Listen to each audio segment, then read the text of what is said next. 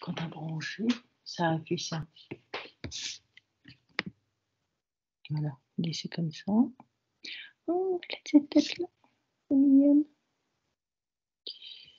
Celui-là.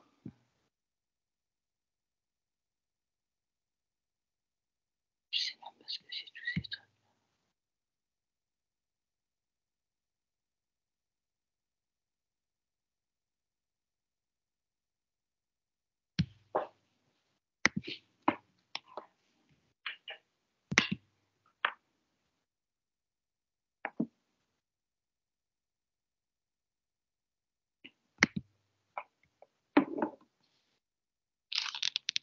Pourquoi ça ne fonctionne pas? Je comprends pas. Non plus.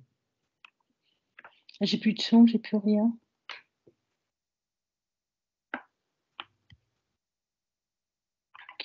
Je veux pas ça.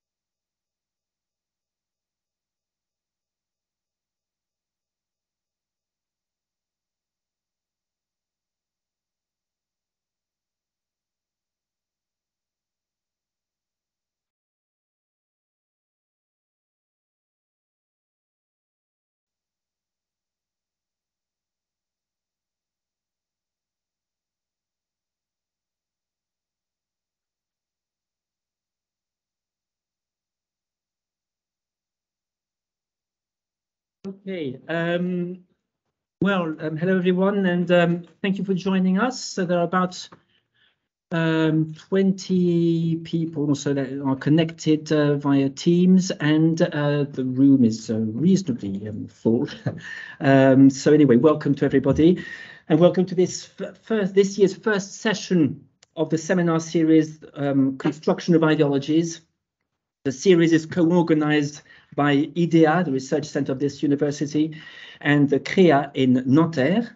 And from our team with us today is Echem Okan from Nancy, among other members of IDEA. And on Teams, Myriam Isabelle Ducrot, Laurence Dubois, and a number of colleagues whom I can see, whom I'm afraid the rest of the room cannot see, but they may ask questions possibly later on. And a number of other colleagues from, I would say, all over France. We are greatly honored to be welcoming today Jan Carson and Hélène Alfaro to discuss the issue of sectarianism in Northern Ireland and the responses that the arts may provide to the conflict. I'll just see if I can change this, the interface of this a minute.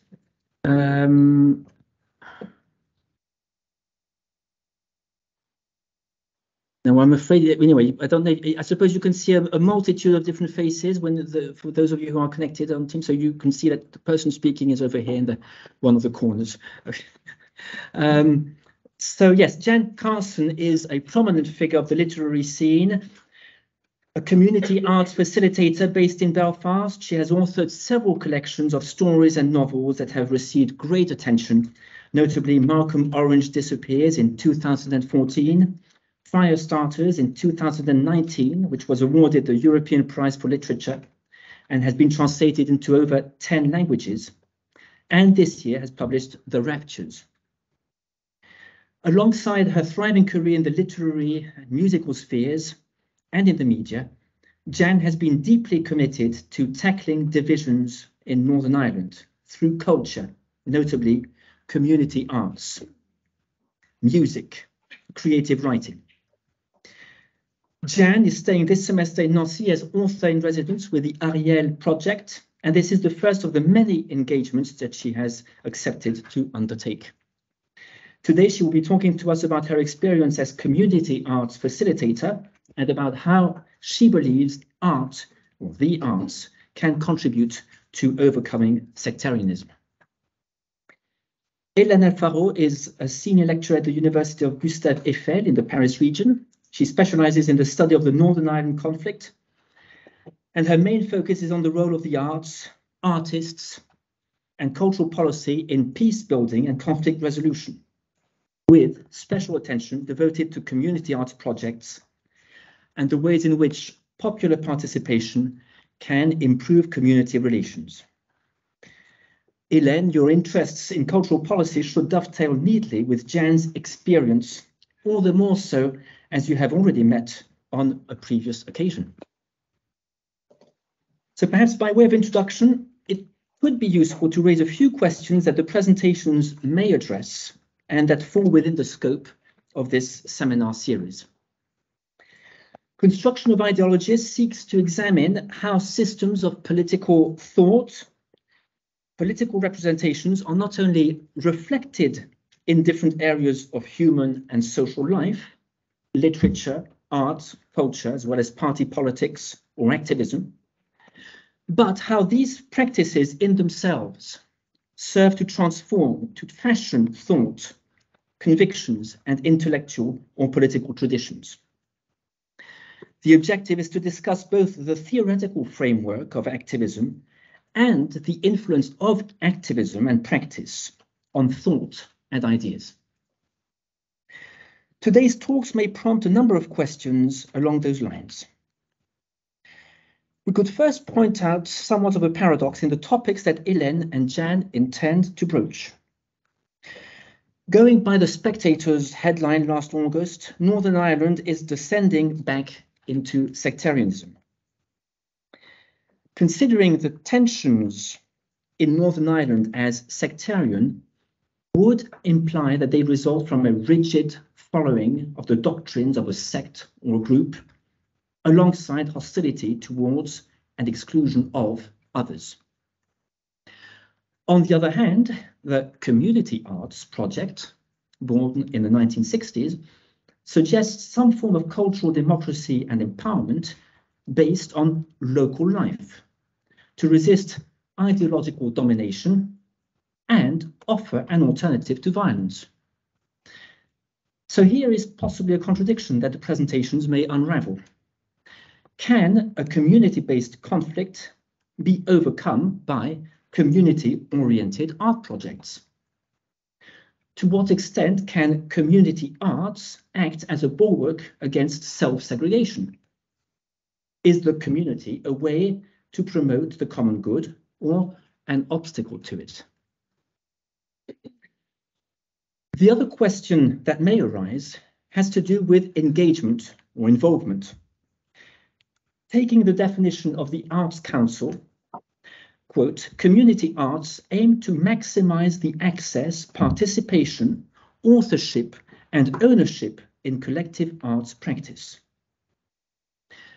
But one might ask, what are the actors of such schemes expected to participate in? Is participation driven by a shared conception of the community's foundations, of where it is heading, of the community's identity? What are the underlying values which the participants are expected to embrace? A different way of seeing things is to consider the collective practice of the arts precisely as a means to define new paradigms. A common experience of culture would lead to a regenerated type of social intercourse that would outgrow the narrowness of a political program. In which case, community arts in Northern Ireland would fit Kant's definition of fine art as promoting, quote, the cultivation of the mental powers for sociable communication. But then, of course, you may wonder in what language people will talk and what they will be talking about. The third issue that may be encountered during today's talks is the role of public authorities in the combined promotion of community arts and conflict resolution. If cultural policy and funding are to be seen as a top-down process, what is the role of individuals in the schemes? Are artists expected to carry out recommendations, to toe the line, fitting into a framework that has been generously formulated by local authorities? Or can they enjoy a certain amount of leeway, i.e. artistic license? Beyond that, is all art political and bound to serve a purpose? Here, for instance, overcoming sectarianism, healing wounds, promoting reconciliation? Or does art necessarily transcend the social, economic, or political circumstances of those who practice it? Today's papers will certainly provide some answers to these questions and raise others, and provide also some hope at a time when tensions have never been so rife. Thank you very much, Jan and Hélène, for being here, for sharing with us your experience and your expertise. Thank you. Shall I start? You can start whenever you're ready. Stefan?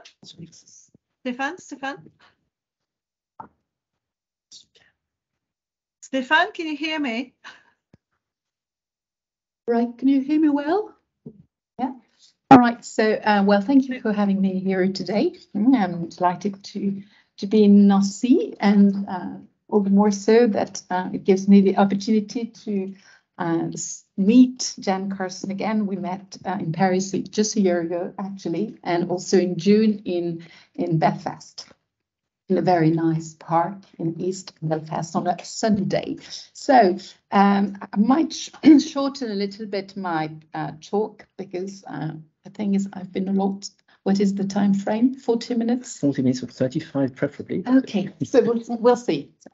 So first of all, I believe it is necessary, before focusing really on the relationship between the arts and conflict transformation, to ponder a little bit on the specificity of the Northern Irish conflict.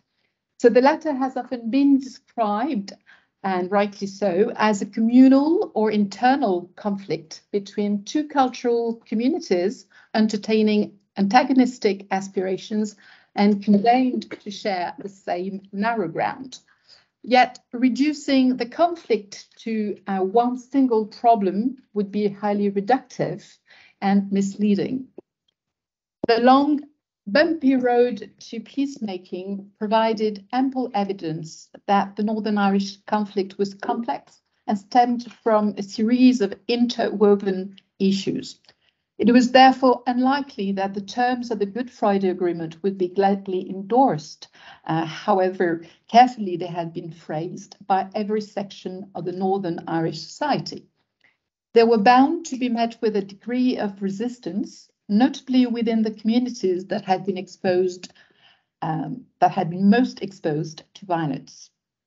So we must keep in mind that the conflictual past of the island of Ireland means that up to today, conflicting versions of history, as well as conflicting memories, have to coexist in Northern Ireland.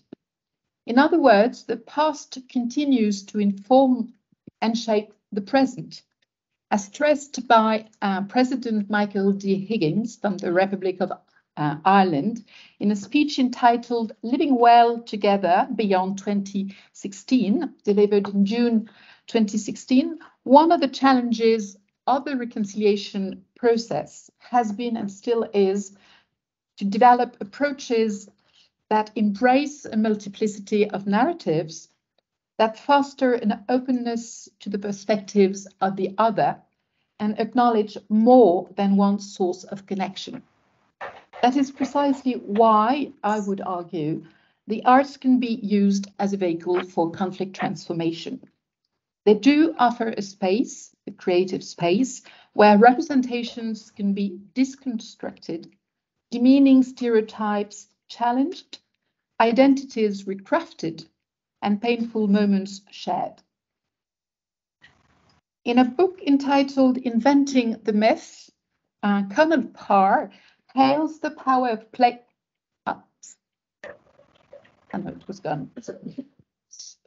Plays the power of playwrights to act as myth breakers who are capable of championing alternative cultures and, through their art, capable of nurturing transformative change by helping individuals and communities to question long-held perspectives.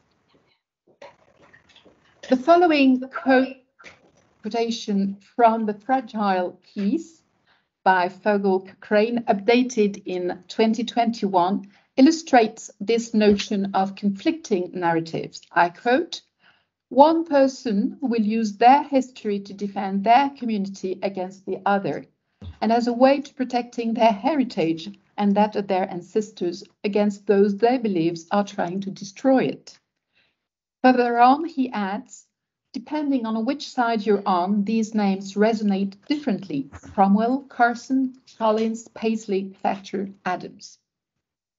So up to today, communities as well as individuals have had to deal with the legacy of the past, and also with what Jan Carson calls, I believe, the legacy of trauma. Opening new vistas, the signing of the Good Friday Agreement in 1998 ushered a new era, but did not end the conflict. Since 1998, the Northern Irish Society, has been undergoing a long, difficult process of conflict transformation. So what does the concept mean? The notion of conflict transformation rests on the premise that the signing of a peace agreement does not automatically end a conflict. In the late 1990s, John Paul Lederer, peace-building scholar and practitioner, conceptualized the conflict transformation approach. This model consists in furthering constructive change, notably through a myriad of projects in the realm of the arts, but not only in the realm of the arts, and ensuring sustainable peace by supporting the reconciliation potential of society. He also stresses that the human cost and suffering caused by a protracted conflict cannot be ignored. He says that the necessity to make the conflict transformation process as inclusive as possible is crucial by drawing in every section of society. It appears that reconciliation cannot be imposed on people. It's a process, and it starts on people's doorstep, as it were. Hence, the relevance of community-based arts projects that provide a safe environment for people to articulate their views and feelings. In a recent book entitled Northern Ireland, A Generation After the Good Friday Agreement, the authors remind us that, I quote, "Trauma cannot be consigned to the past. The human cost of the conflict cannot be overlooked, nor its reverberations within today's Northern Irish society neglected. Nor can resistance to change, for that matter." In the same book I mentioned earlier on, Cochrane examines how sectarianism has shaped people's mindsets and behaviors. I quote, "It has been political and cultural differences that have divided people in Northern Ireland. Indeed, sectarianism became such an internalized system that few actually rationalize the causes of their antipathy. It was our side against theirs, two communities, unionist and nationalist, that defined themselves by who they were not, as much as by who they were."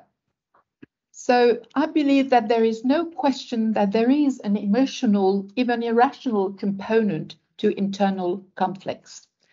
In addition, the emphasis on group identity that is inherent to any communal conflict means that allegiance to one's community tends to take precedence over other ties. The prevalence of group identity over individual identity means that the myth of fixed identities, also known as ethno-sectarian identities, that promote essentialist definition of identity and leave little room for deviance, cannot easily be challenged, all the more so as this may be frowned upon by people from your own community. The novel by Anne Burns, The Milkman, is a good example of that. So communal pressure, as much as residential segregation, is one of the mechanisms that fuels sectarianism and inhibits dialogue. Hence, again, the need for a safe environment where people feel safe enough to open up. In another book entitled Facets of the Conflict in Northern Ireland, the author, Seamus Dunn, says, I quote, "It is a defining characteristic of all internal conflicts that they are never completely solved. Their persistence and virulence suggest they will not be transformed easily." And one must acknowledge that despite major advances, present-day Northern Irish society remains divided, including at the highest governing level and perhaps even more at the highest level. In recent years, indeed, the suspension of the Northern Irish Assembly from 2017 to January 2020 has provided ample evidence of the failure of the parties in power since 2007, Sinn Féin DUP, to cooperate and engage in fruitful, constructive exchanges. Then, following the victory of the Conservative Party in December 2019, the Assembly was restored, resurrected, but it didn't last long because in February 2022, the decision of the Unionist First Minister, Paul Givan, to step down to protest against the Northern Ireland Protocol means that the Northern Ireland Assembly is currently suspended, leading an increasing number of people to argue that the Good Friday Agreement terms need to be revised on the grounds that, as it stands, the Good Friday Agreement may well tend to reinforce this very binary vision that fuels sectarianism. A number of other publications over the past years have underlined this failure to work constructively at the highest level. I will try to rush a little bit. The document entitled Galvanizing the Peace, The Future for Conflict Transformation in Northern Ireland, published in 2017 by a number of people involved in conflict transformation projects. They denounced the lack of clear political leadership, pointing out that a growing number of people in Northern Ireland did not see their aspirations reflected in the political options on offer.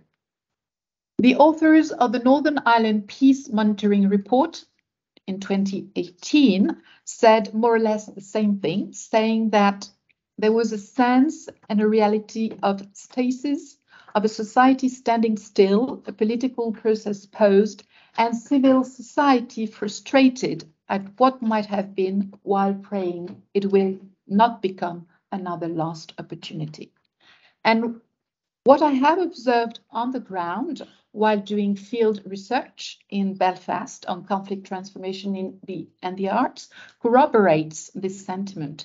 I have been told again and again by community arts practitioners and individual artists that there is a disconnect between what is happening at the community level, all the projects that are being developed by community workers, community arts, and what is not happening at the highest level, as it were. The Galvanizing the Peace document, previously mentioned, indicates, and I think this is extremely interesting, I quote, that levels of confidence and collaboration within communities and between communities are growing at a level in advance of the political process. And referring to that disconnect, the authors of Northern Ireland, A Generation After the Good Friday Agreement, published in 2021, state that it would be more appropriate today to talk about peace processes in Northern Ireland and not just the peace process. They contend that unlike what has happened at the level of high politics, the impossibility to build constructive exchanges, what they call the vernacular peace process, and I would not use these words, I would say grassroots involvement in a myriad of projects that have promoted transformative change and attitudinal change, has nurtured peace building and cultural inclusion, in addition to encouraging positive leadership within communities and a greater sense of agency for people. How am I doing time-wise? You've still got about 20 minutes. So taking a close look at the number of community-based arts projects in Belfast over the past 20 years can only confirm these assertions. But I would like first to say a word rapidly about community arts activity, because it did not emerge 20 years ago in Northern Ireland. The first initiatives, and it's important to keep that in mind because conflict transformation projects today owe much to the legacy of the community arts sector before the signing of the Good Friday Agreement. The first initiatives, especially in the field of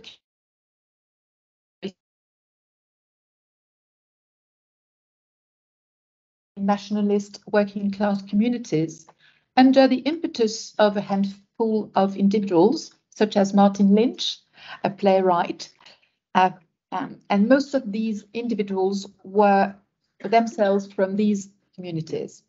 There were also people from England who came to Belfast, notably in the field of circus arts, that have really played also a key role in bringing people together. The objective was to disseminate new arts practices that championed participation and collective ownership, putting the emphasis more on process than product. So at the time, community arts activity, which could be described as a form of community development applied to the arts, was a consequence of the conflict, as much as a desire, as the expression of a desire to open up the arts and make the arts more accessible. Greater participation in the arts and on a non-hierarchical basis was seen as a way to empower working class communities by giving them a voice while valuing their life experiences. Often these life experiences had been silenced or neglected before, and through community drama, community photography, creative writing, a variety of life experiences or stories could be disclosed, explored, and shared. So self-representation was at the time a form of emancipation. Then, as conflict resolution approaches evolved in Northern Ireland in the late 1980s and in the wake of the Anglo encourage the development of both cultural traditions, I mean the unionist tradition and the nationalist tradition. Greater emphasis was laid on the need to improve community relations. The creation of the Community Relations Council in 1990 means that the community arts sector benefited from increased funding, enabling more projects to materialize.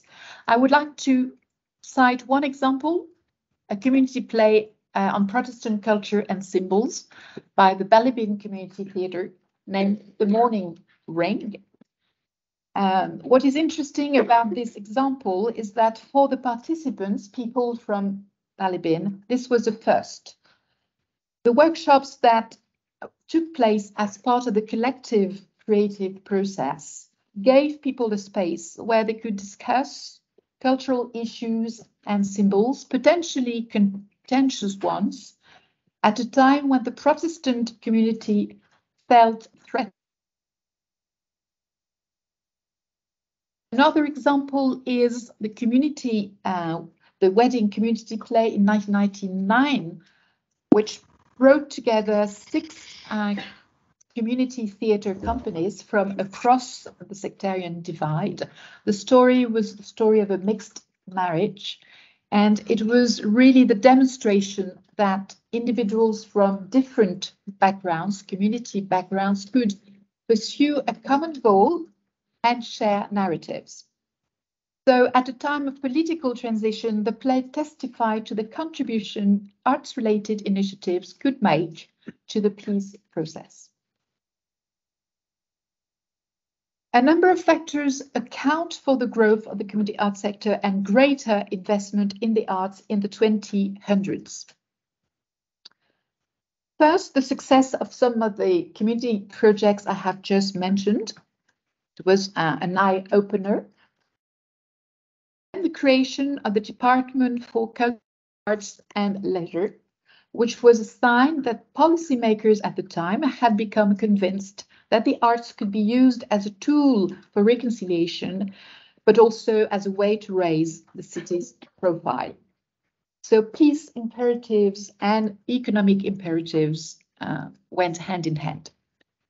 The assumption that the arts could help bring about a more inclusive society led to a shift from an arts policy that was a very high arts-oriented policy, elitist, we would use the word elitist in French, to a cultural policy that was based on a much broader definition of the arts, meaning that a greater variety of art forms and arts practices were being valued a bit more than before. The subsequent cultural strategies of the Arts Council of Northern Ireland, Inspiring Imagination and then Creative Connections, and in 2011, Intercultural Arts Strategy, reflect this change in approach and also permitted the development of a variety of arts projects within a community context, so away from more traditional cultural venues.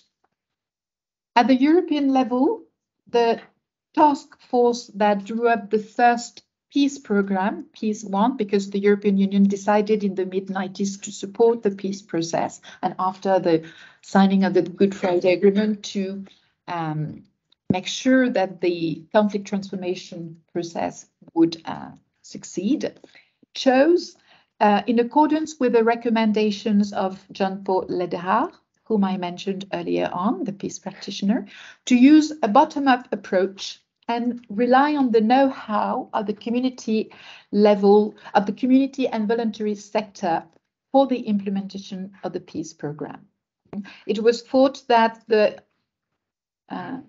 conflict transformation process cannot happen just at one level of top leaders or decision makers, but should happen at every level of society.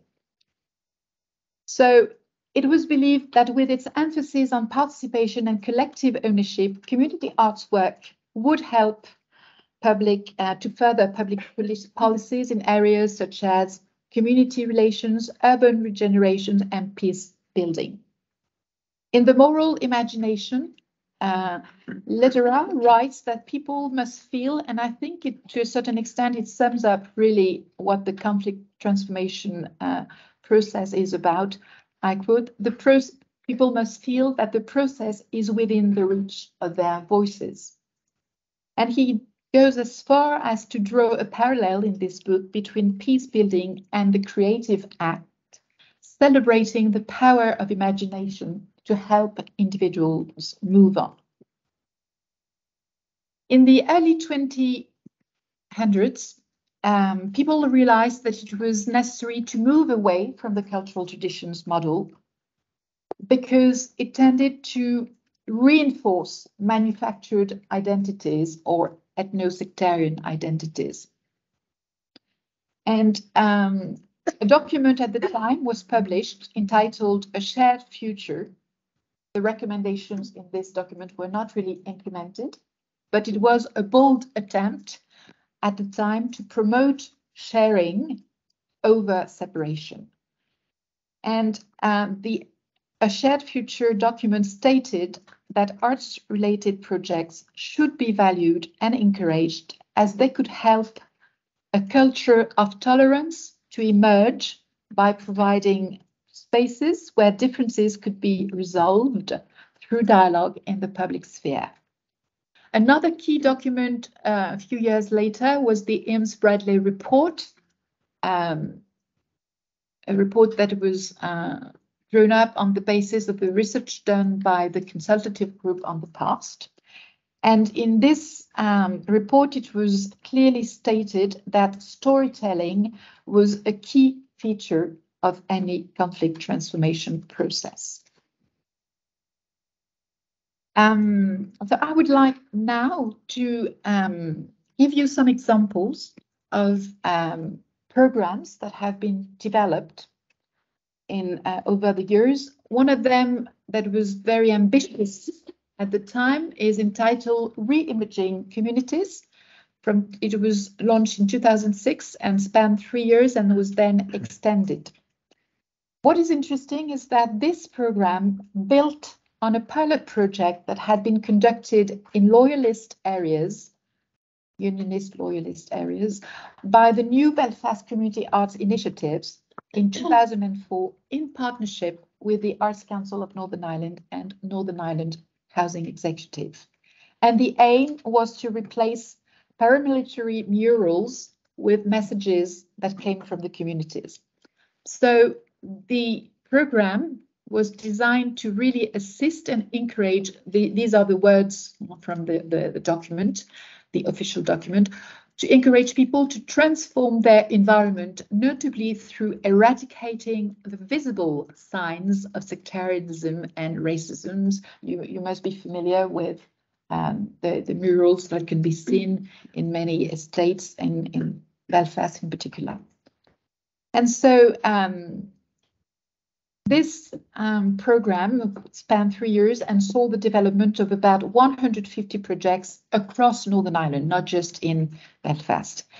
And in line with the broader conflict transformation agenda, the objective on paper was to develop more welcoming communities using the arts as a means to an end, as well as the support network provided by community groups on the ground. Community groups with a strong anchoring in communities and a good track record of building relations within the community. In the Shankill area, the visual artist, Leslie Sherry, I haven't met her, but we exchanged on the phone, has worked on a number of projects involving people from the community. And this is one example. So, as you can see, it's a huge mural, which is in fact a montage of approximately 1,000 pictures taken by people from the community, bearing the motto. It's borrowed, I think, from American activists, actually. Nothing about us without us is for us. And so Leslie Sherry explained to me that people who participated in the project which wished to convey a more positive image of their estate, while at the time commenting on their own social needs and also a will to express the desire to have a say in the ongoing transformation of the estate. Another example is a project that was called Remember, Respect, Resolution, about also involving Leslie and people from the Shankill estate, and it led to a large-scale sculpture being sited in the area to replace a contentious mural of Oliver Cromwell that had been present for several years. So what is important is also the whole process of negotiating that goes on among the people involved in the project. Leslie also explained to me, just like Connor Shields, who was involved in the Mural Festival project I mentioned earlier on, that given the contentious nature of the murals that were being transformed, because they were paramilitary graffitis, it means that the people involved in the project, artists and the community groups, have also to negotiate with former paramilitaries who are present in the area. So reflecting on her role as an artist, Leslie Sherry says that she views herself as a catalyst for change who helps mediate difficult discussions about identity and also seeks to instill self-confidence in participants so that they will feel strong enough to venture beyond the boundaries of their own community and also perhaps their own boundaries as well. So in practice, these type of collaborative projects involve or imply a series of workshops that will be organized and during which the residents will discuss what they want or what they don't want, etc. This is also just another picture of another project that was carried on in the same estate. You can see the mural behind this artist. UDF was a paramilitary organization, and this was replaced, and this is what it looks like today. So these are copies of paintings by William Connor, who celebrated working class of the Shankill area. Is that correct, Jan? Yeah. And this is what you can see now instead of what was there before. Another what time is it? Sorry, I was. It's 1:45, so you've got almost five minutes left. So another example, another way to nurture and sustain a conflict transformation process has been community drama. And I would like just perhaps to name a few examples. The Crimea Square project that was developed in the Shankill area as well with Joe Egan, who is a community drama facilitator. And perhaps I will, this play involved people from the Shankill area. There was a series of workshops, but also research carried out, interviews, people wrote letters, photographs, objects, and there was also a series of creative writings workshops, and the material was used to devise the story of this play, which charts the history of the Shankill area over a period of 100 years. And this quotation, I'm just going to read this quotation because this is what Jo Egan says about her work as a community drama facilitator. A process of exploring, recognizing and valuing what participants know often leads to a clearer understanding and valuing of their own knowledge and creativity. When this confident voice, married with an artistic practice, is applied to the deconstruction, reassessment, and rebuilding of narratives, it often explodes long-held perspectives, permitting new insights and meanings to break through. So I think it's a good summary of what conflict transformation is about, especially in the realm of the arts. So what is interesting is that this project that benefited from a lot of funding led to the formation of the Amateur community theatre company, the Heel and Ankle community, run by Kim Jackson, who is a woman from the Shankill area. And this small company, which I think is no longer active today, developed a number of projects addressing social and political issues that are pretty contentious in Northern Ireland, like bonfires, but also immigration. And the Flute, Flags and Flames play, if you go on the internet, you can watch the video, explores the tradition of bonfires.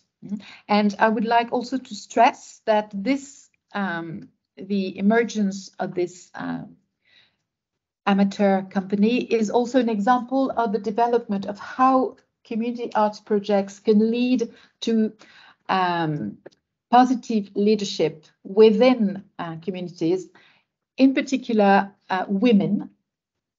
Women have always been extremely present in community work and community arts, and they continue, perhaps less well known, I would say, in every, both in nationalist communities and unionist communities.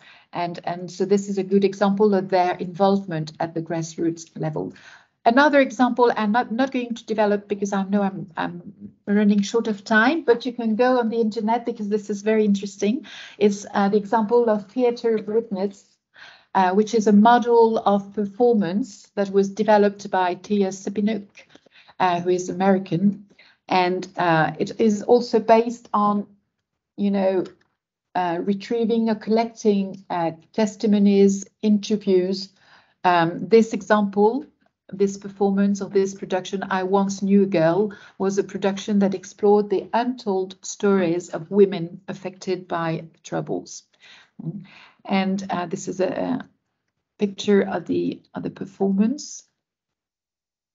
And another project has developed since that benefited from funding from Peace 4, so another peace program.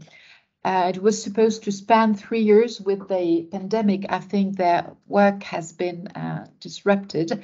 But again, you can tell from the title, Theatre Peacebuilding Academy. The idea is, again, to use art to show how art can allow reflection, active dialogue, and to develop techniques to engage with painful memories. And I think that their ambition is to perhaps train people as peacemakers. And so again, this idea of perhaps positive leadership and the idea that there can be some sort of a ripple effect or trickle down one, but not an economic one, so that people within communities can develop their own projects.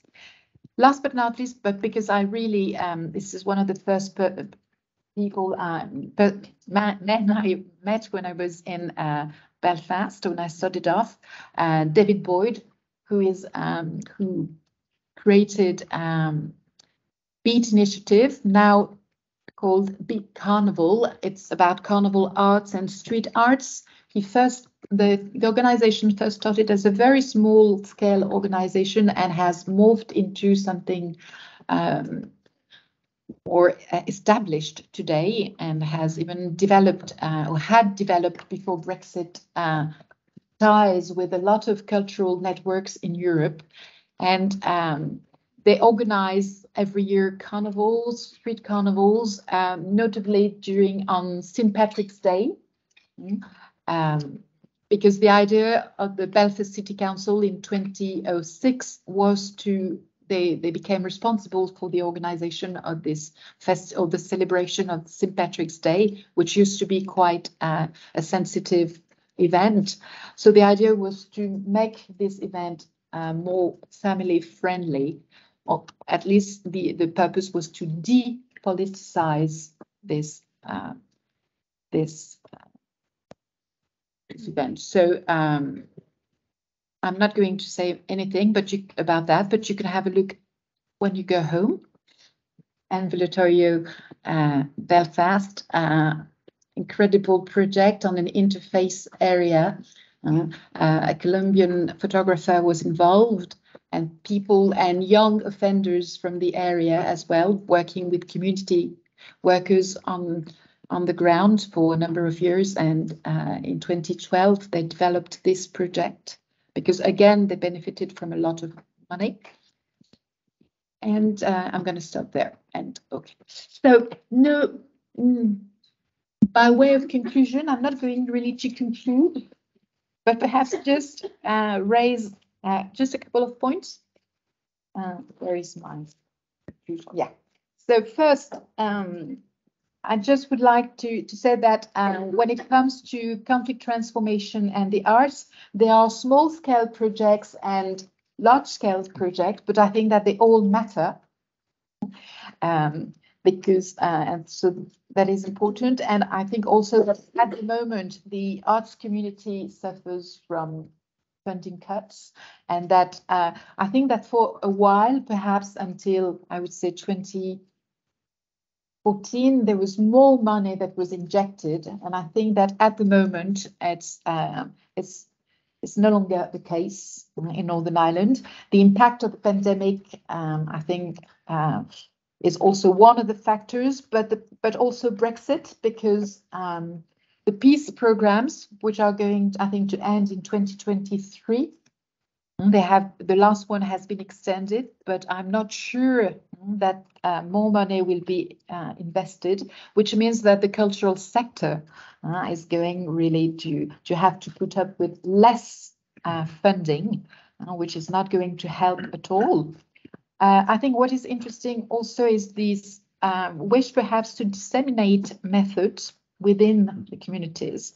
And to go back to where I started off about a disconnect, I'm going to quote perhaps what is written in the book I mentioned, Northern Ireland, A Generation After the Good Friday Agreement. This is a sentence by Liam O'Dowd. I quote, "The deal that was struck on the 10th of April 1998, the Good Friday Agreement, often now seems profoundly out of joint with a society that has changed dramatically and largely for the better in the interim."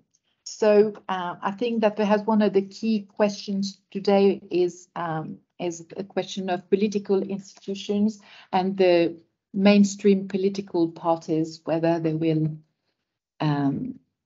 reconnect at some point, get reconnected with people on the ground who have been doing a lot of work over all these years.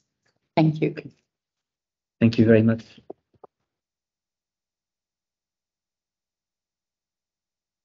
Thank you very much, Hélène. This was very, very interesting, and as we were saying, it only gives a very good framework for the following talk that Jan will be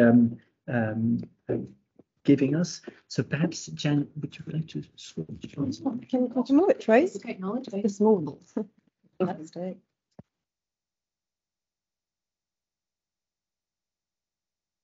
Yeah. Online. Yes, traditionally for this seminar came into existence last year, so traditionally not that old. You usually keep those questions for the end of the two presentations, so that you can try and cross the questions and mingle the approaches. Stefan, I might need a wee bit of help getting this Yeah. up here. Is this one? Where is Jan's? We should, yeah. Should First, wait till it's With this? okay. I'm going to lift this because I can. Oh, there's no water in it. No, I just didn't want it to go over the computer. Yeah. Yes, I'll just slideshow. Why do I make it? Is it this way different to go along? Yeah, going along, you can just press on this. This space Even bar, I if you can't like. mess that up. You, No, I'm used to Macs. I'm not used to it. So wait a minute, I'll just. So now I've got to share again, haven't I? Okay, while they're doing that, I'm just going to say a few words to speed us up. First of all, it is super lovely to be in Nancy. This is my first time in this city, and I've been here for 2 weeks now, and everybody has been incredibly friendly. But can I say that I have got no friends here? So if you do see me out and about in the city, please come and say hello. Don't be shy. I've met a few of you now, but I am really willing to get to know you all. My name's Jan. A wee bit of quick background before I tell you a little bit about my practice. I am from a Protestant background in Northern Ireland. I grew up in a place called Ballymena, which is famous for Ian Paisley and producing Liam Neeson, one of which we're quite proud of and the other we'd sooner forget. It's a very Protestant place. I came from a very middle class religious background, and I now live in East Belfast in the inner east, which is a very working class loyalist Protestant community. So that's a little bit of background to me. I'm going to speak for about 35 minutes. It's always good to know, because if it's really boring, you can set your watches and you'll be free in 35 minutes. I'm also going to put up some nice pictures for you to look at. So if you get bored listening to me, there will be pictures up as well. And you can chart my haircuts over the last 15 years. I'm not an academic, so I'm going to be talking from my own practice, and I hope there's something useful in here. Some of you might not know some of these terms, so if there are things that we said, either Hélène or myself, jot them down, and at the end we can explain to you what an interface is or what a loyalist is. There are no stupid questions. I'd rather that you asked than you pretended that you knew and went home just feeling a bit baffled. I'll also try and speak a wee bit slowly as well. Okay. Here we go. The right to bear arts.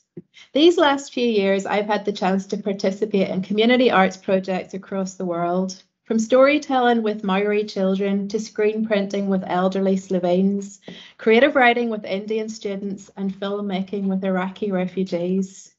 On countless occasions, I've witnessed the impact an arts experience can have on both individuals and communities.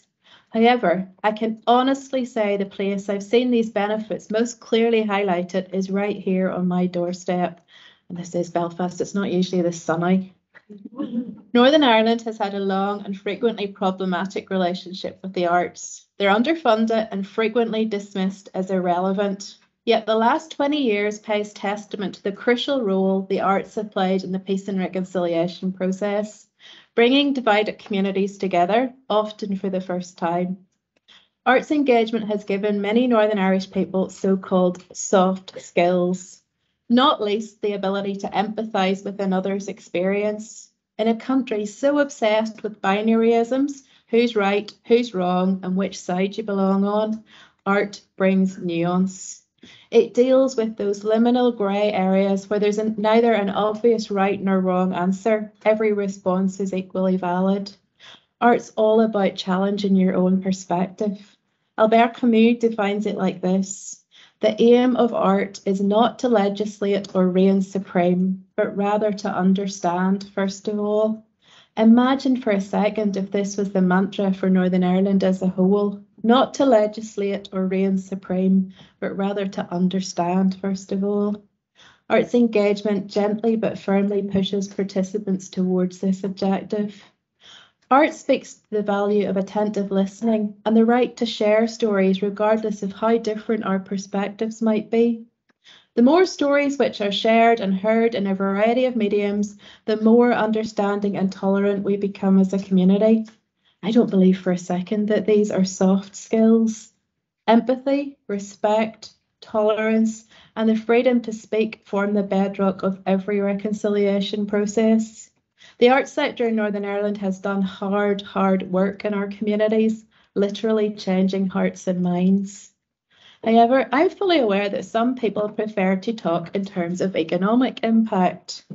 As a community, our artists do more than their fair share of imparting hard skills. Critical thinking, public speaking, design, collaboration, and dare I say it, playfulness are all skills picked up and developed in creative settings that are invaluable to the STEM sector, which our government's so fond of. Then there's the increasingly lucrative creative sector. Northern Ireland has recently enjoyed a boom in industries like graphic design and film production. Many of the young people working in design and film cut their teeth in arts engagement. It should also be stated quite firmly and blunt, and this is for my tourism friends I met this week. Where are they? There's one at the back there. That the arts sector props up tourism in Northern Ireland. You can build a hotel on every corner, but if there's no live music, no theatre or galleries, what are the tourists going to do all weekend? Sit inside and watch the rain. Our artists have radically transformed the physical landscape of this country, bringing hope and beauty to what was once bomb-scarred and derelict. A few summers ago, you might have seen the news story about the train which went off the rails in Rotterdam and was suspended mid-air on the tail of a giant whale sculpture. If you require a metaphor for what the arts do and have done in Northern Ireland, the whale and the train work perfectly. The arts sector supports the country's infrastructure. Participatory arts projects have had a marked and positive impact upon the mental health crisis we're currently facing. Older people's arts engagement combats loneliness isolation, and even offsets the risks of hospitalisation, a tangible benefit to the NHS. Arts provision for younger people can enhance their educational experience and long-term employability, and the police force can attest to the importance of community arts engagement when it comes to maintaining cross-community understanding and respect. I could go on. I could talk for days about the tangible, financial, concrete benefits of arts practice in a post-conflict society, but it often feels like I'm preaching to a solid brick wall. The most recent data I could find, the Arts Matter report from 2018-19, highlights the fact that though 85% of the population are arts participants, Northern Ireland citizens receive 1/3 less public investment in the arts than any other part of the UK or Ireland. Over the last years, arts funding has been systematically slashed. If the current trend continues, the next 7 years will see further funding reductions of 72%. Arts organisations are folding, venues are closing, and arts projects which fulfil a vital role in our community are chronically underfunded and given little reassurance of their financial longevity. There's no one clear-cut reason for why Stormont seems so reluctant to invest in the arts sector. There are, of course, larger issues around budgets in Northern Ireland. The oftentimes fragile relationship between the parties and Westminster has led to an excess of administrative red tape, lack of long-term thinking and sustainability, and poor choices when it comes to allocating funding. Funding also falls victim to the tit-for-tat politics which sadly define much of our political landscape. Many community groups and subsidiary organisations have been impacted by government ineptitude, but the frequency and prevalence of this problem in the arts sector suggests some kind of bias, or at very least, chronic ignorance. Primarily, I think there's still a widespread misunderstanding of what the arts is and what it achieves. Art is not seen as a necessary commodity, a service as vital as roads and schools. The cynic in me suspects this problem goes beyond ignorance. 20 years of engagement with the sector and the policy makers who shape it suggest there's a willful bias against the arts inherent within our leadership. Let me call this bias by another name. I believe that many of our key politicians are actually afraid of the arts. Some, like me, grew up in conservative religious homes where their theology wrongly instilled a suspicion or even condemnation of the arts. Some see art as little more than another wing of political expression. They apply the same sectarian energy towards silencing artists from different communities as they do to their colleagues in opposing parties. Some are simply afraid of the freedom which artists practice and inspire. Artists have form when it comes to questioning the systems which seek to restrict them. It doesn't take a genius to understand why our leaders might have a vested interest in seeing the arts sector starved of financial support. The problem is, people, all people, even the durest Northern Irish soul, are inherently creative beings. Art is how we process our humanity. As the American poet Wendell Berry says, we are dependent for understanding and for consolation and hope upon what we learn of ourselves from songs and stories. That's always been so, and it will not change. This is a place steeped in artistic expression. It always has been. Our work as artists could be so much easier and so much more impactful if the policymakers acknowledged what we do as an enormous asset rather than a liability. Today, I'm going to share a little of my own journey as an artist facilitator and a brief synopsis of how transformational arts engagement can be. I'll be focusing on community arts as opposed to a wider right to arts access through performances, exhibitions, readings, and artistic venues. It goes without saying, both are equally important. Community arts is a slippery term, but the following definition, stolen from the Tate's website, is both broad and specific enough to express the kind of activities I'll discuss. Community art is artistic activity based in a community setting characterised by interaction or dialogue with the community. My own practice tends to be literary based because I'm a writer, and it mostly centres around engagement with older people because I like eating cake. So my examples will be chiefly drawn from writing with old people. My artist bio defines me as a writer and community arts facilitator. I always insist that book festivals include the latter part. I value my personal writing practice and community arts work equally. My writing is grounded within a specific community. Increasingly, I write about East Belfast, the place where I both live and work. This kind of immersive creative experience sometimes feels claustrophobic, but it also helps lend authenticity to my writing. It allows me to indulge both my passions simultaneously. I love writing. I'm equally enthralled by community arts. The two are inseparably linked for me. Camus, in his essay Create Dangerously, writes about how essential community is to the artist. Cut off from his society, he will create nothing but formal or abstract works, thrilling as experiences but devoid of the fecundity we associate with true art, which is called upon to unite. This is the main reason I facilitate art projects. I couldn't write well about my community if I wasn't constantly exposed to it. On both an individual and societal level, community arts have had an incredibly positive impact on the changing landscape of Northern Ireland. I'm now going to outline 8 very quick ways that they achieve this. And there are some pictures of the projects I've been involved in that you'll see coming up. Once again, they're all older people, but my older people are the best. First of all, art creates liminal space. Oh, there's some young people actually in that one. That might be the only slide. Art creates liminal spaces. Most of us who've grown up in Northern Ireland are accustomed to binary thinking. We're constantly reminded of difference rather than similarity. We live with an inherent philosophy of separatism, or as Maria Popova puts it, we spend our lives trying to discern where we end and the rest of the world begins. We're encouraged to define ourselves by how we are not the other, and in doing so often struggle to understand the other's perspective and experience. Our history reminds us that this polarized way of thinking about identity breeds distrust, sectarianism, and violence.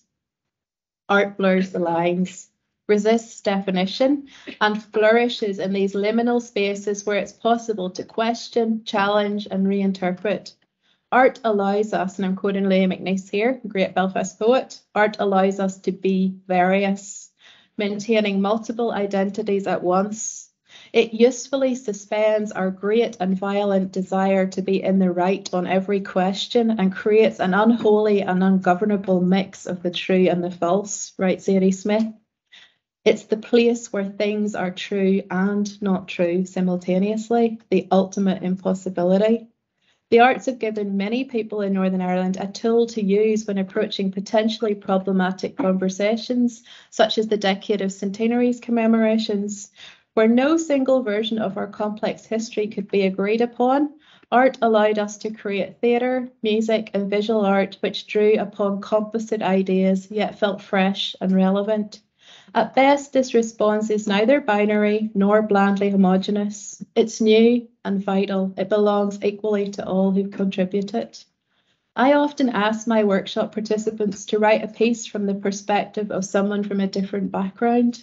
I'm not asking them to agree with or validate this experience. I just want them to be somebody else for half an hour, and in this moment, understand that their own experience is not the only one which exists. Second one, art fosters empathy. You can see the cake is coming in here.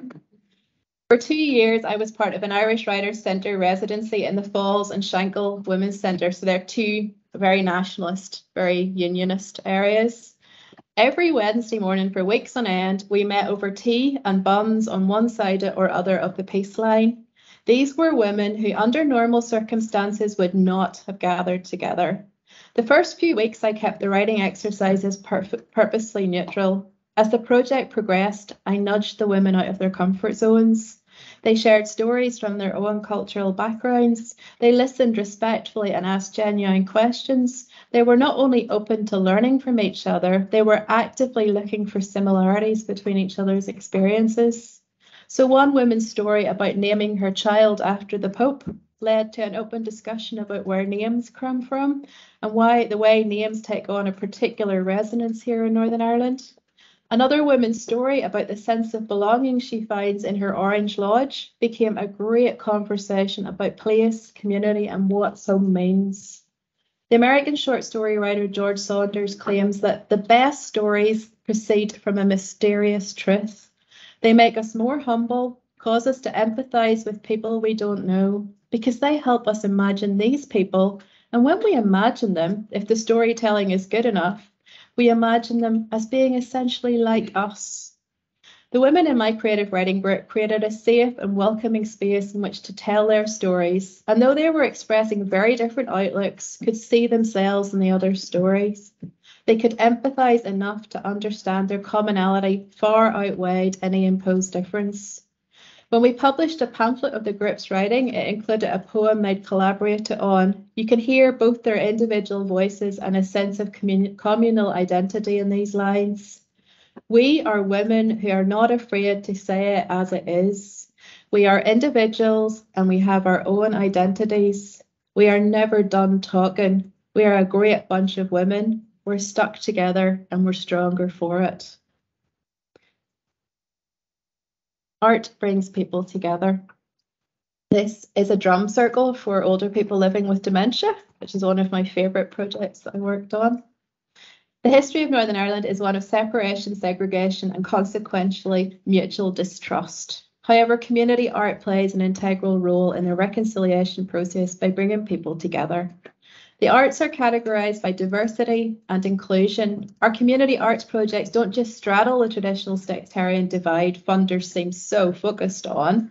They also reflect the increasingly diverse gender, class, ethnic and sexual identities which constitute contemporary Northern Ireland. As a side note, the recent move to online workshops necessitated by the pandemic has had some unexpected benefits. I suspect that the online space must be more neutral than any physical space in the North, because my workshops have been attended by the most diverse group I've worked with in 20 years. In a cross-community arts project, participants with little in common can find commonality in a shared activity. On other occasions, politics and personal bias are trumped by the realisation that the project has gathered disparate individuals around a more important issue or goal. I'm thinking here of the 2 precious years that I spent co-facilitating an Alzheimer's Society Singing for the Brain group. The 50-odd members who attended weekly came from a wide variety of backgrounds, yet they set their differences aside, united by the shared experience of battling dementia and their desire to sing and enjoy themselves. When I think about all those dear faces circled round the piano, belting out Molly Malone and Show Me the Way to Go Home, I'm reminded of Toni Morrison's bold and beautiful mantra, I refuse the prison of I and chose the open space of we. I'm also reminded of a reading to celebrate the John Hewitt Society's Once Alien Here project. A participant from a fellow writers group shared a poem about the sweetie shop near his childhood home in West Belfast. As soon as the reading concluded, he was approached by a woman from my writing group who not only recognised the sweetie shop she'd frequented as a child, but also the man. He was a little boy she'd once played with, and she'd not seen him since the peace wall descended, severing their street in 2. Art reunited these 2 old friends, and their lives were richer for it. Stories bring us together, writes Eilidh Shafak. Untold stories keep us apart. Art values every story. These are 2 also great projects. One was working with migrant women in Northern Ireland, and the other, this one here, was working with a group with adults with learning difficulties to create a sound installation. And this is my friend Kwa here, who's an amazing sound engineer. Older people's arts projects often involve reminiscence work. We share stories and write about the past. I've lost track of how many times a story's been recounted, sometimes with laughter, more frequently with tears, then immediately followed by the confession, that's the first time I've ever talked about that. I can't recall a single occasion where the storytellers regretted sharing. There's a tremendous relief in releasing something painful or precious into a space where you feel supported and listened to. It validates your experience. Sometimes it's even the first step towards healing. As Maya Angelou wrote, there's no greater agony than bearing an untold story inside you, and Northern Ireland is rife with difficult, sometimes horrific untold stories. A huge number of people in Northern Ireland have been systematically silenced for various reasons, and we continue to live with the consequences. If we're to progress through the next period of difficult conversations about our country's future, it's essential that every voice is listened to, not just those who are shouting the loudest or those who fit the perceived notions of Northern Irish identity. Art provides a creative outlet for all our stories, both the untold and the achingly familiar. These stories, when shared, can combat ignorance and fear. About 10 years ago, I was facilitating a series of single identity writing workshops with women in North Belfast, which is a kind of working class unionist area. They wanted to write about their experiences of the Troubles, and the sessions quickly descended into who could tell the most horrific anecdote. Some of them had been blown up, caught up in bombs 6 or 7 different times, which I just can't get my head around. Early evening in the car on the way home, I had to cry. I was desperately upset by what I'd heard. Yet I could see the stories they were telling had little impact on the tellers. They'd been recounted so many times, the women weren't really hearing what they said anymore. In pausing and intentionally listening to each part of these stories as we shaped them into poems, I began to notice a change in the women. They were thinking about their stories differently, considering the implications, letting their emotions finally catch up with them. Was such a powerful experience watching them reconnect with their own stories. Art instills confidence. I'm going to talk about 2 ladies in coats, and it's these 2 ladies here at the front. And also this photo, do you see the man in the white jacket? He's 101 years old, and this is his first photograph or photography exhibition. It's pretty impressive, isn't it? A few years ago, I ran a community arts project where long-term carers could write and record a radio drama about their experiences. These 2 ladies, who had no prior experience of creative writing, appeared at the first session. They kept their coats on for the full 2 hours. They didn't know if they were going to stay. 6 weeks later, when we recorded our dramas, this pair were the first in line to step up to the mic. Something magical had happened in the interim. A combination of their own bravery and the encouragement of other participants, attentive support from professional artists, and a lot of cake had brought out their confidence. I have seen it happen so many times. Those participants who are most shy and reticent at first end up being the stars of the show. For facilitators like me, there's nothing as moving or validating as watching these people at their end of project celebration. I always try to coax them out of their comfort zone, encouraging them to make something really excellent. So when they see their work in a gallery, on screen, printed for others to read in a book, they're shocked by just how brilliant it is. I love seeing my participants proud of their work because I know this confidence will extend beyond the workshop. It's going to impact their very idea of themselves and what they're capable of. I get really angry when people say that community arts engagement is a hobby or just glorified babysitting. To positively change a person's perception of themselves is a radical and powerful thing. Many participants leave these projects actively dreaming about changes that they'd like to make, both in their lives and their communities. As Toni Morrison says, dreaming is not irresponsible. It is first-order human business. It is not entertainment, it is work. When Martin Luther King Jr. said, "I have a dream," he was not playing, he was serious. Societal change, and nobody's arguing that Northern Ireland couldn't do with a dose of that, begins with individuals who feel empowered and confident. We're coming to the end, folks. Art teaches us how to disagree well. The QFT cinema taught me that I was wrong. I hadn't experienced world cinema until I arrived in Belfast in 1998. I grew up in Ballymena in the 80s in a Presbyterian community where teaching was didactic and often delivered in a loud, angry voice. I didn't know there was a better way to debate, express your opinion, or even disagree.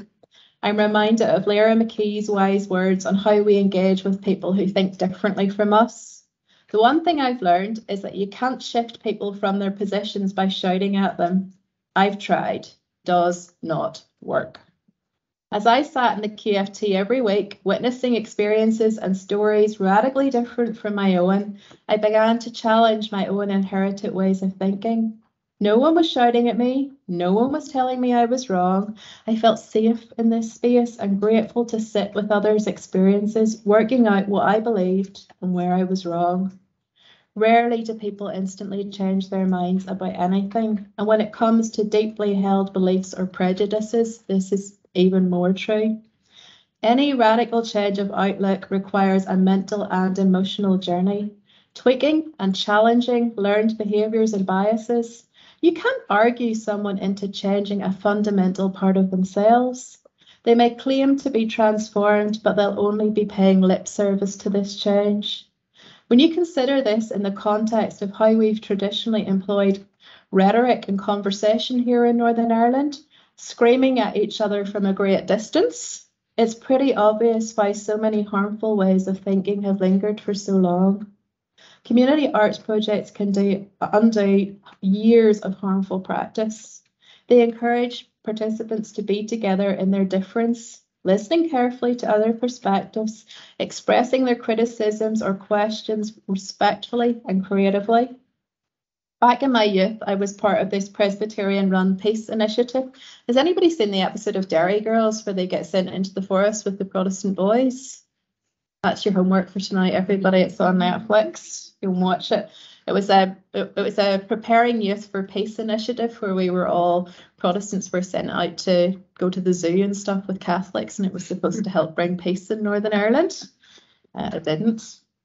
Anyway, I was sent on one of these because it was Presbyterians, and we were partnered up with Catholic students. Sitting on opposite sides of a community centre, we were instructed to list all the negative stereotypes associated with each other's communities, and they were written up on a big board. It wasn't helpful.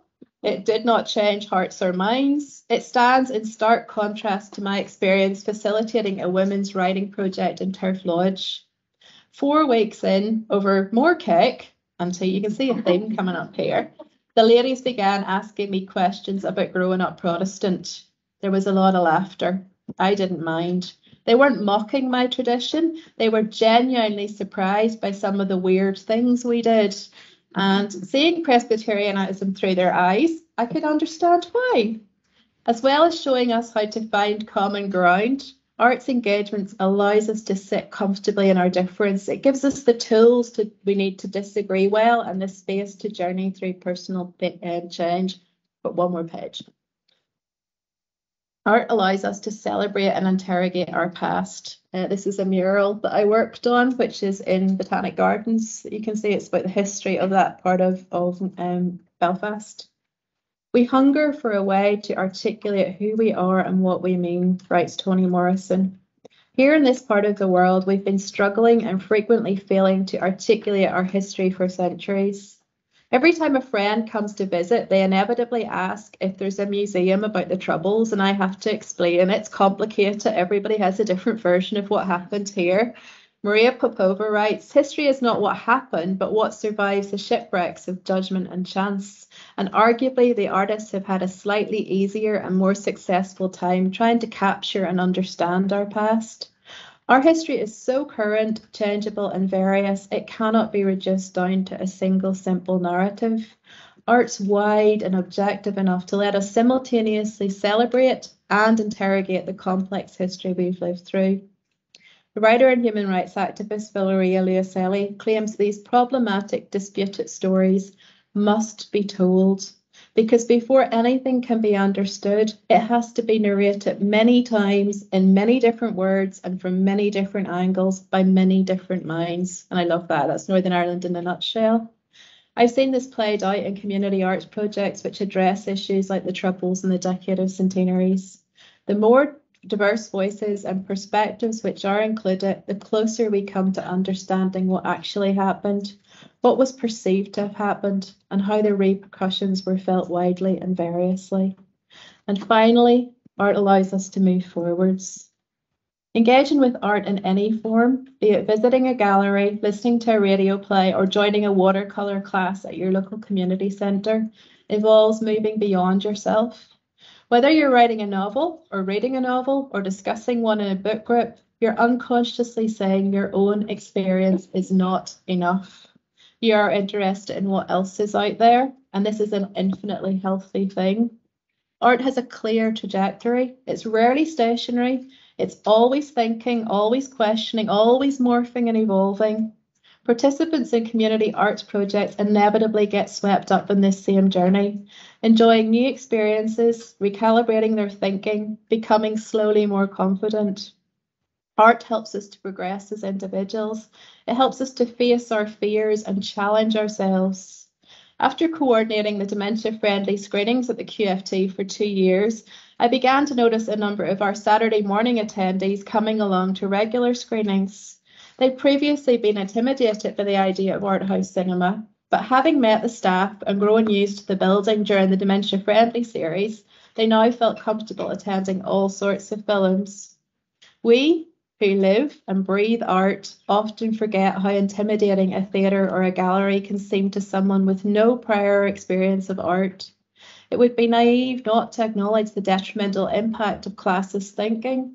Many of the participants who come from working class backgrounds have expressed the sentiment, this kind of place isn't for the likes of us. A community arts project well delivered should emphasise the truth that everyone is entitled to art. The idea that art can help us move forward is particularly important here in the North, where our politics, religion, and general outlook often feels like it's stuck in the past. We talk about a better future, but we've no real idea how to get there. The Haitian writer Edwidge Danticat says, "I am even more certain that to create dangerously is also to create fearlessly, boldly embracing the public and private terrors that would silence us, then bravely moving forward, even when it feels as though we're chasing or being chased by ghosts." When Danticat talks of creating dangerously, she could be describing any one of the hundreds of community arts projects which take place every week across Northern Ireland. Boldly embracing the public and private terrors that would silence us. Helping disparate communities connect and find aspects of solidarity. Giving voice to untold stories. Providing a framework for progress so that this country and the various people who call it home can move bravely forward, imagining a future which is not only better, but characterised by creativity. I believe that everyone deserves access to the arts, not because Northern Ireland is broken and art's a way of mending it, but because creativity is a basic human right. And I know no better way of navigating the mess and muddle of modern life. Good art stops being art, writes A.L. Kennedy. It becomes a way of being happy, of receiving something beautiful and human from strangers, of exploring one's identity. And I love this, of being not alone. And I'm going to finish with this, and I will try not to cry. 2 years ago, I worked with 3 different community groups across the political divide to create a soundscape for the Palm House and Botanic Gardens. In the week between recording the participants' voices and launching the installation, one of our older contributors sadly passed away. Her funeral took place on the morning of our launch event, and we asked the group if they'd like to postpone the celebration. Absolutely not, they said. They came straight to the Palm House from the funeral. We listened to the recording of our friend Margaret. We took a moment to remember her. There were some tears. Then the saxophone came out and the tambourines, and there was music and laughter and memory sharing. And we ended up dancing around the room singing "When the Saints Go Marching In." Participants from all 3 groups joined in as we celebrated this woman's life. In the sadness, there was joy. In the loneliness, there was community. In the loss, there was hope and beauty and humanity. When I'm asked what community arts can achieve in a place as complex and broken as Northern Ireland, I always think about that afternoon.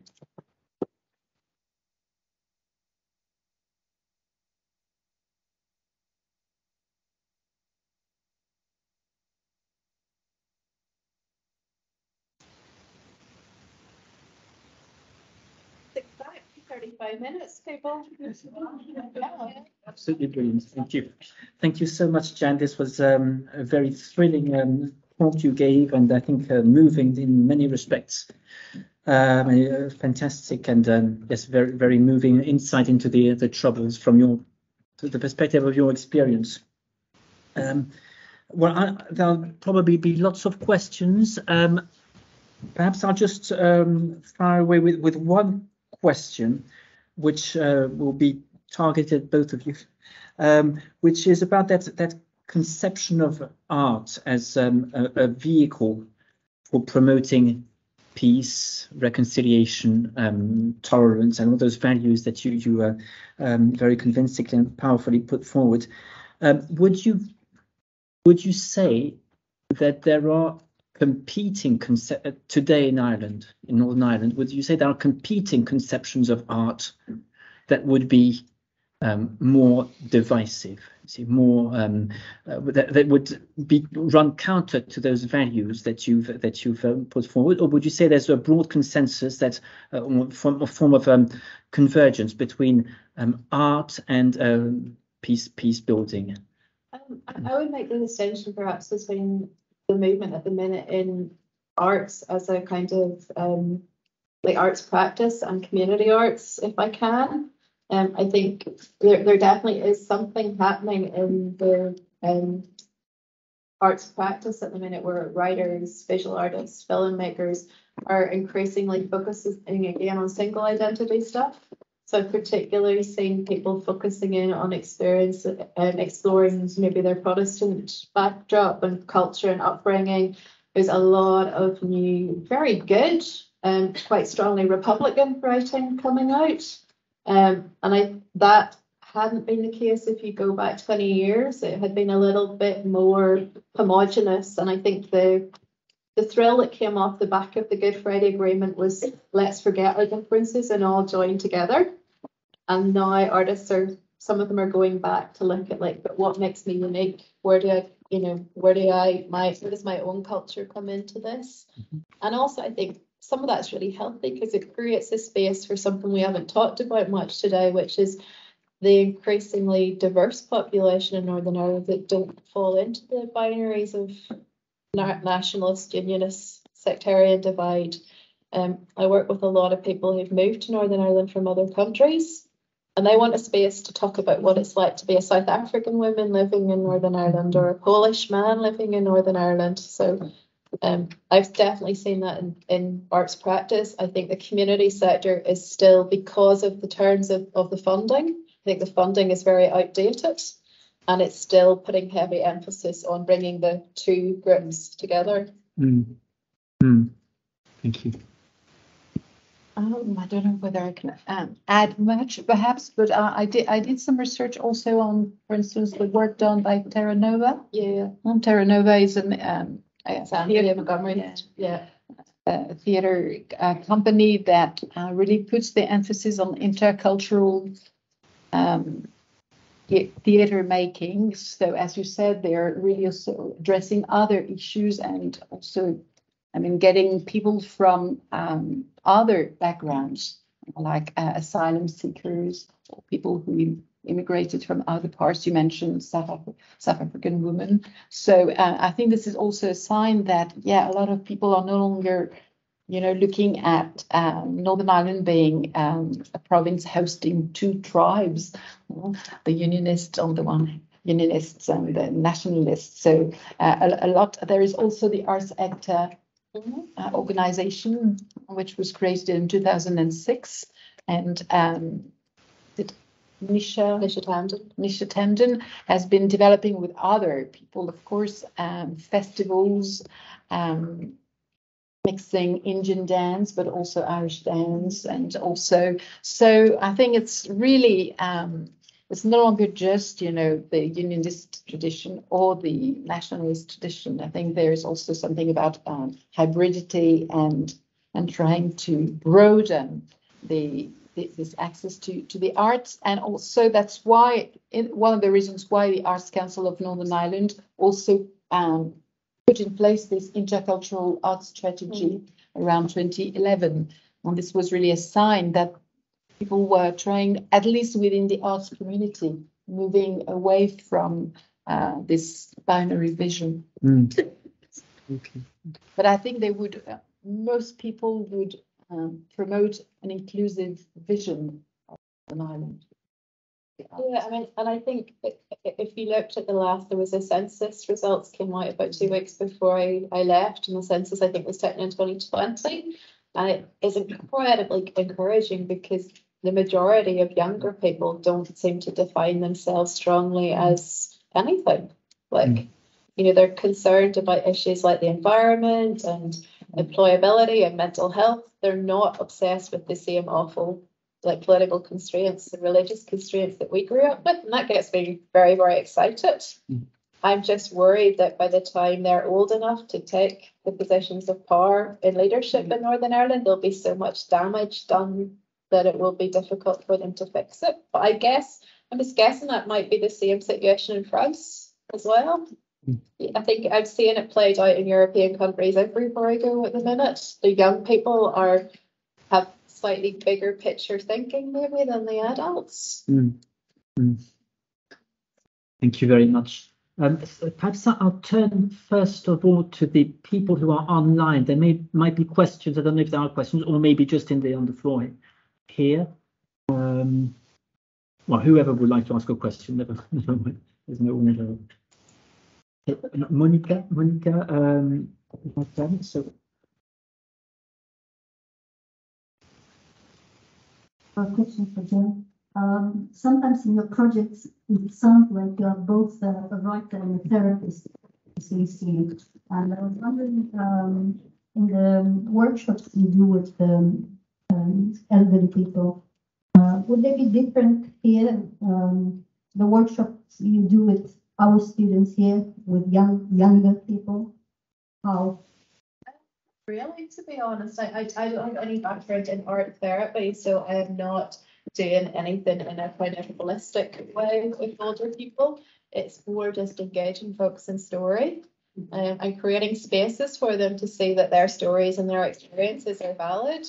And I think that translates across the generations. I just particularly like working with older people because I find teenagers quite scary. You lot are fine. You're past the point where you're going to throw things at me or swear at me, I hope. But the older people, I think as well, like often in Northern Ireland, and I cut this bit out of my talk because I didn't know if I had time for it or not. Northern Ireland is a place where a lot of people have had really hard lives, not just because of the troubles, but it's a kind of post-industrial place where a lot of folks work very hard in factories or the shipyards, and they didn't have time for what they would call highfalutin stuff like arts. You know, you had to work to put food on the table. A lot of the older people that I'm writing with, they are getting to express themselves for the first time in like 75 years. And I keep discovering people who are incredibly talented. Like that chap I showed you who was 101, did a photography course and was flipping brilliant at it. And he'd never had time throughout his life. So it's partially why I want to make sure there's space for the older people as well. Thank you. So I think we have a question from Cornelius Crowley in Nanterre. I don't know if you're Cornelius, you're actually in Nanterre right now, or no, I'm at home. Oh. So we can't hear you. Okay. Can you switch on your? I think it's switched on now. Oh, there we can hear you. I think. I think it's switched on now. Yes, that's it. That's it. We can hear you. It's not so much a question. It's simply an expression of absolute total admiration for what we have heard, and to consider that the future of Northern Ireland will be absolutely radiant, exhilarating, if the absolutely laid back joy of a writer like Jan Carson can get people to connect to one another, and if you like to get an awful lot of bad vibrations out of their lives and out of our lives. If you like, she is, excuse me for quoting from scripture, but she is the way, the truth, and the life. If you like, what she is offering to us a recipe not only for cake, but a recipe for joy. And if you like, we're all desperately, but not desperately, desperately is a negative word, but everything that you say is absolutely exhilarating in its call to live a laid back, devoid of hang-ups in the way in which we address other people, and as you say, learn ways of disagreeing constructively with other people. If you like, it's about as joyful as a good game of football that can go on and on and on, where you don't worry about the score, you just keep playing until to the ground. But if you like, talk can be as good as well, that's for women and for men. Talk can be as good as a very, very long football match, but particularly if it's played with the absolute freedom that Jan Carson is showing the way to. It's a lesson for us all. And as you say, for Northern Ireland, for the whole of Ireland, for France, for the whole world. Thank you. Thank you. I have a question at the back.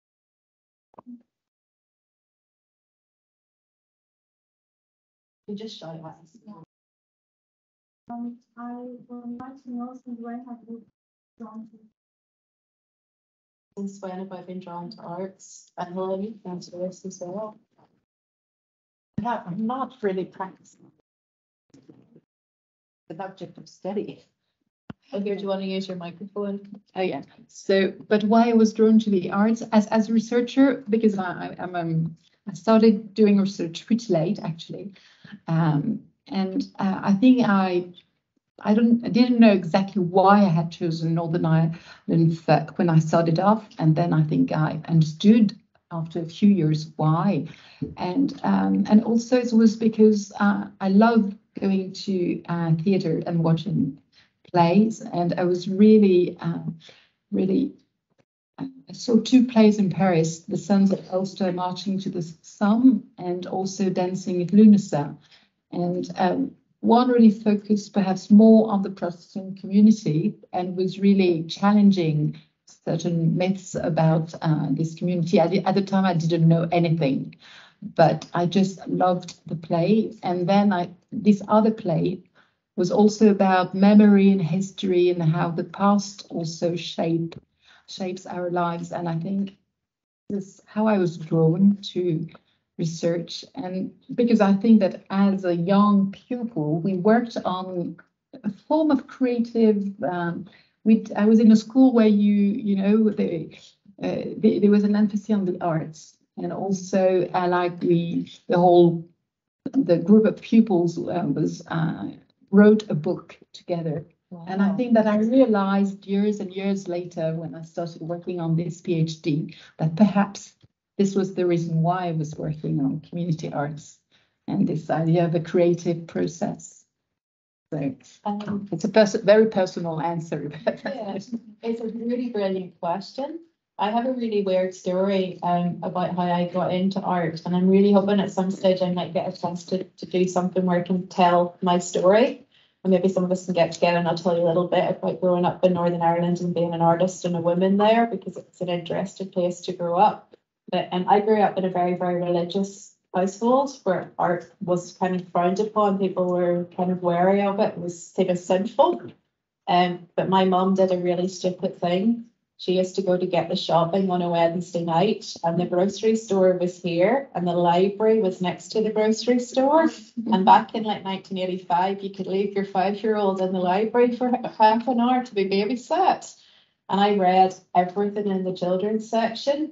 And when I was 8, the librarian said, "Oh, well, maybe you could try crime fiction." I don't think she should have done that, to be honest. And she gave me my first Agatha Christie book, and it was like a drug. And so I think my mum thought she was doing a really good thing in leaving me in a library, but she was also doing a very dangerous thing. And I'm going to flip it back to you and ask you, what was your first thing that made you enjoy art?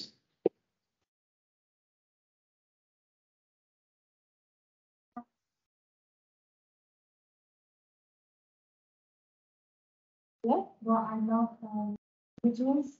I love them, especially German, because like 8 years ago, when my dad took us to Germany, my dad was from German, and I love the way he could speak many languages and the way he spoke German like an native. So he gave me like a small dictionary, and I kept that dictionary so close to my heart because it was something he had when he was very young. So since it was even when I wasn't in high school learning different languages, I was young. Well, I was checking every little words in the dictionary and learning German. Yeah. So Do you know what I'm gonna say? yeah. If you really like words, you might secretly be a bit of a writer. That's how it starts. It's very dangerous. And then you're like, I just have a wee go at a poem. Before you know it, you become a writer. So just be careful with that. We've got a couple of questions in the chat box. One from Chloe Simsek. So I suppose you can read it from where you are, Jen. I think it's for you, this question. Okay, I'll read it. Can everybody read that? Okay. Yeah? Yeah. Okay. You get to use your own books. Yeah, I do sometimes because it's a lot easier to get copyright for than using other people's book. And I also know my own books a lot better than I know anybody else's. So I often use stuff. But the main reason that I would use my own work is, what I talked about in the presentation.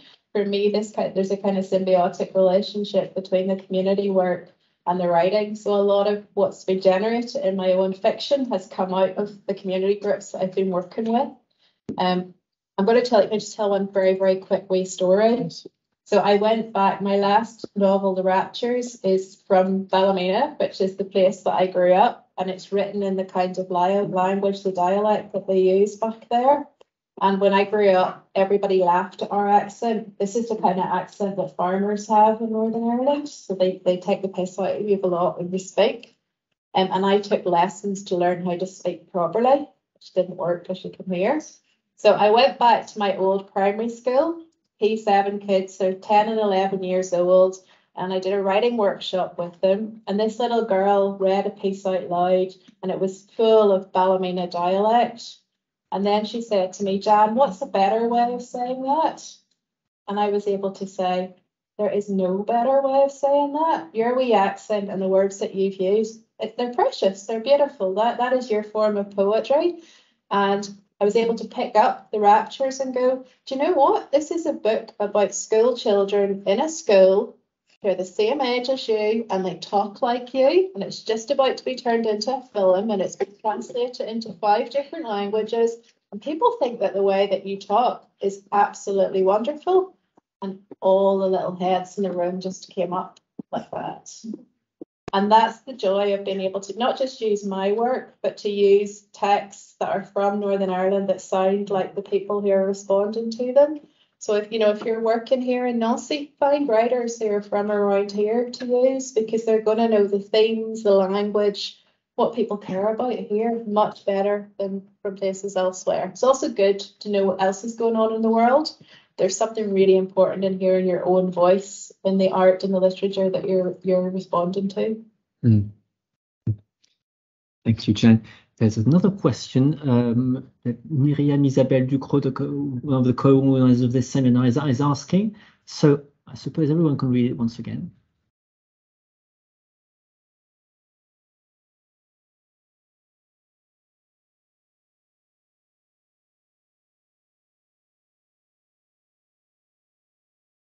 Well, I think that I didn't want to elaborate too much on that, but what is really clear is that from the late 80s to, I would say, the 1990s, especially the European Union was really absolutely convinced, for a number of reasons, that the arts could be used as a tool for reconciliation. And this was based on a number of reports that had been conducted in Belfast in particular by François Matarazzo, who was really interested in the social benefits of the arts. And he visited Belfast in the early 1990s, and he compiled a report entitled, if I remember well, Within Reach, and this was going to have a great impact actually on some people from the Arts Council of Northern Ireland, but also at the European level.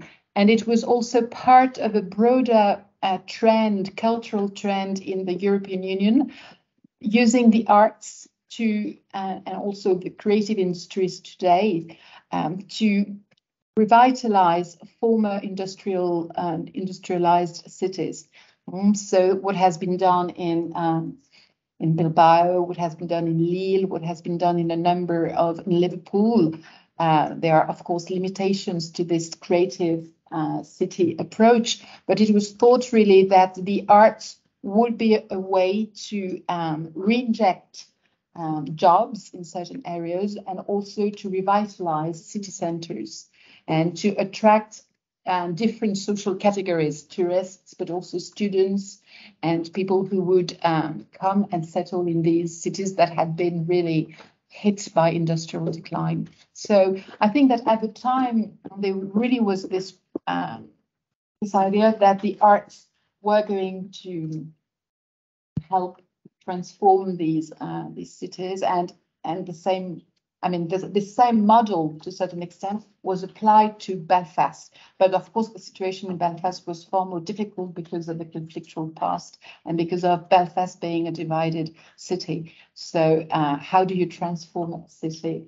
You need to make sure that also there will be some interaction between people, and that was people were pulling in different directions for a while. So, but I think the Belfast City Council over time has really changed its attitude. I would say perhaps less today. I think in the early 2000s, and perhaps a little bit more. No, Jan does not agree. I used to work in the Tourism and Culture Arts Department of the City Council, so I'm certainly tied in what I've been said. I think you have to be super careful when you start to use art as something that has projected goals and that you want to get something out of it. You can lose the joy of creating. You know, the reality is that art is nearly always a good thing that has positive spin-offs as well, where, you know, people do grow in confidence and come together and stuff. All of that happens, but that shouldn't be the reason why people have access to art. They should have access to art just because it's a good thing in and of itself. You can see some of that thinking that comes down through our funding structures. A lot of the funding that comes to artists in Northern Ireland is project-based.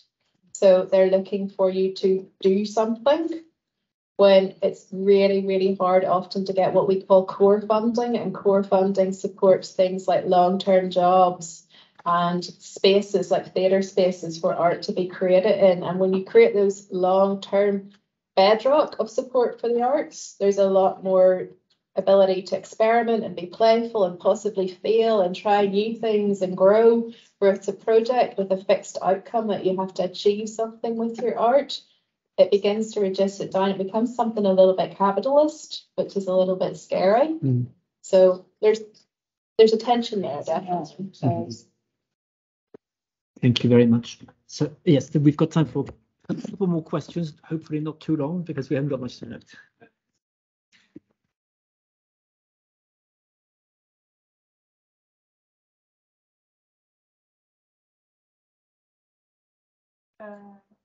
Between that and relationship between people, and is it a bad influence, or is it a statu quo? And do you think art can fix it if there's some void caused by it? So just in case anybody didn't hear there, she's asking about Brexit. Has Brexit, we've seen the impact of Brexit in Northern Ireland? Has it been, of the way you very optimistically said, has it been a good thing? I don't think it has been a good thing at all. In Northern Ireland, the majority of people didn't vote for Brexit. They wanted to stay. And I was given a reading the day that the vote came through, and people were just shocked. Folks were walking around Belfast in tears. It took about 2 days for the rest of the UK to wake up and go, oh crap, what about Northern Ireland? What have we done? And we knew straight away that the implications would be huge. And I think very quickly, and I could talk, I've done papers for 2 hours on this, but in a nutshell, after 1998, we were allowed to create our own identity in Northern Ireland. So I have a British passport and an Irish passport. I get to be all things. That was the terms of the Good Friday Agreement. Brexit came down like a guillotine, and it felt suddenly that you were being asked to decide, are you British, are you Irish, who are you, what are you? You can't be all of these things anymore. And guess what? Artists love being lots of things at once. I will take all of the identities I can get and play with them. So that for me as an artist, and for a lot of my artist friends, felt really scary. And that's not even talking about the funding implications or how difficult it is to travel to other places now or get paid by places. I'm very lucky that I have an Irish passport. I travel on it all the time now. I think Dan answered the question, but I mean, the people I've met from the community arts sector said that for them it's a disaster, really, because especially like the Bee Carnival organization, they were involved in a number of European cultural networks, and they also developed projects with other arts organizations working a little bit like them in other European countries. So it's really a shame that this is, I mean, it will be far more difficult, I think, to develop such projects in the future. Like bizarre, in 2019, I became the EU laureate for Ireland, which is really bizarre when you think I'm a British passport holding Protestant. But that relationship really threw a lot into light, all of the complexity of what it means to be Northern Irish and also European at the same time. And maybe at some stage in the 4 months I'm here, we can have a more robust talk about British, like the whole British Brexit thing, because some of you might be really interested in that, and I'd be happy to chat about that if anyone's interested. I think so. We may be able to. Richard, is that a quick question? Would it require a quick answer? So Richard Somerset is going to ask the concluding question. If it's too long, we'll stop. Thanks for voting compliment. Yeah, so I think that a lot of us have been very struck by the power of your testimony here of the capacity of arts to have this kind of impact that you've been talking about. And I guess actually, I think I can make it a short question. What struck me that perhaps for particularly our students here, but what might not have come across quite as strongly is why that is such a big challenge in Belfast. I suppose that everybody here has at least some sense of that, but perhaps it might be useful for us to try to address more directly the material challenges that somebody doing that kind of thing in a city like Belfast faces on the ground. And I suppose what I'm thinking of is that one example that springs to my mind is talking a lot about community centres, and I don't know this, but I suppose that if you have a community centre in a city like Belfast, well, it tends to represent the community, and the community is going to be one community, not both communities. So getting cross-community participation in a community centre is not going to be something that happens automatically. And other sorts of spaces where that might happen more automatically would be spaces like exhibition spaces or theatres, and that happens because those are middle class areas rather than working class areas. No, well, okay, that was my working hypothesis anyway. But so my point is that you have both class distinctions and sectarian distinctions, which are both parts of what makes it difficult to bring communities together. And perhaps it's useful to talk to those challenges rather, as well as just how art can manage it. How do you actually get people? Yeah. I mean, I think it's probably too much to take on now. 2 minutes at the end. Like I'd actually said to some of them, I have a full talk about this, which I'd be really happy to give at some stage. And the landscape, the kind of the psychogeography of Belfast is a weird thing where it's still divided into pockets where it's almost all Protestant, all Catholic. Some of it's split up by very large peace walls, so you can't physically get across them at different times of the day. We also have a segregated school system, so only 8.9% of children in Northern Ireland go to a school which is not affiliated with Protestant or Catholic teaching. So that's quite difficult, that you're working into that. And then there's also the funding restrictions. So there's a thing in Northern Ireland called Section 75. And whenever I do a project, I have to evaluate everybody. Like if this was a Northern Irish event, you'd all have to fill in an evaluation formula. And you'd have to tell me if you were, which political background you came from. You'd have to tell me your age. You'd have to tell me if your disability, your gender. You'd have to tell me if you've got mental health issues. I have to ask the participants in my workshops that. And that's all to tick the boxes of the funders.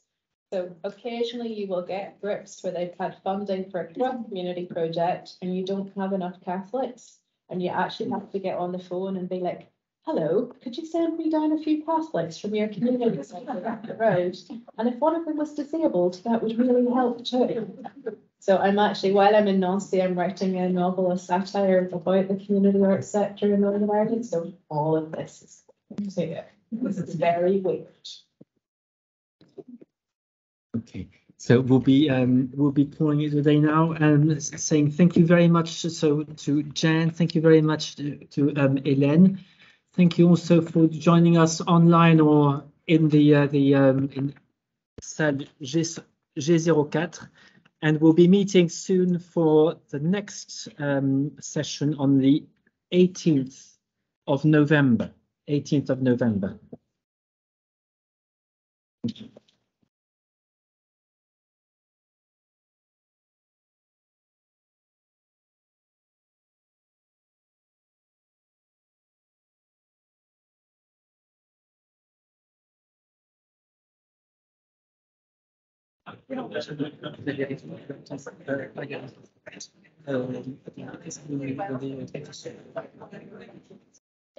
Merci. Merci Stéphane. Merci Stéphane. À bientôt. À bientôt.